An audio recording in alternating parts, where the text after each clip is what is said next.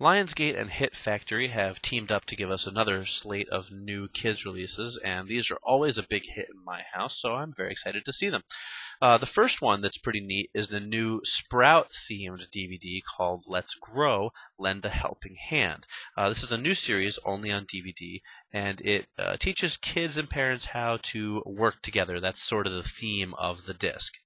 Now, this disc is set up very similarly to the Hit Favorites DVD, which presents a number of different characters in episodes of their own shows compiled onto one disc. So you get Barney, Fireman Sam, Bob the Builder, and Thomas the Tank Engine.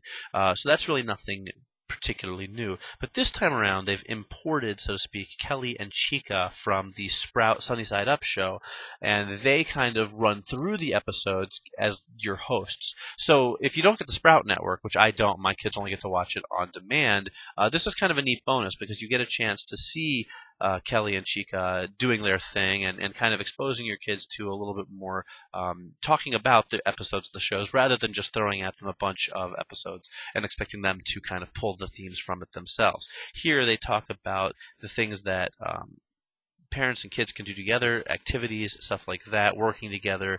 It's really geared towards helping preschoolers understand what they're watching, and for the most part, it's pretty enjoyable.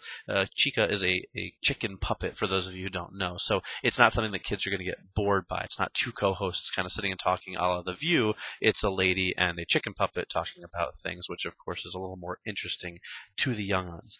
So you do get, like I said, episodes of Barney, Bob the Builder, Thomas and Friends, Fireman Sam, and Angelina Ballerina, with the kind of inter-episode interstitials from Kelly and Chica. So overall, this is a pretty good release, although I wish there were a couple of extra features on it. Still, it's an hour long, a little over, so there's plenty to keep your kids occupied for a while.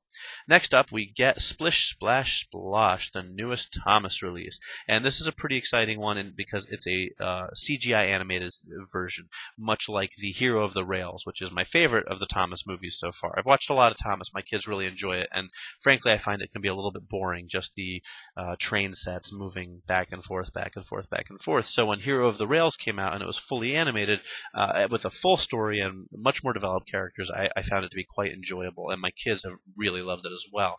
Well, Splish Splash Splosh revisits that style of filmmaking, and it's for the most part much more effective than the regular Thomas releases are.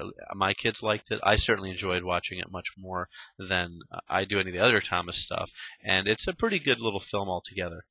Bonus features on the disc include a lift and load crane game, which is a set-top game for the kids, and a Counting with Thomas featurette. So as usual, you don't get too much in terms of extra features, but you do get a fun CGI animated adventure that the kids will like, and a new tank engine, Charlie, the new engine friend, which I'm sure will be a toy under many kids' Christmas trees next holiday season.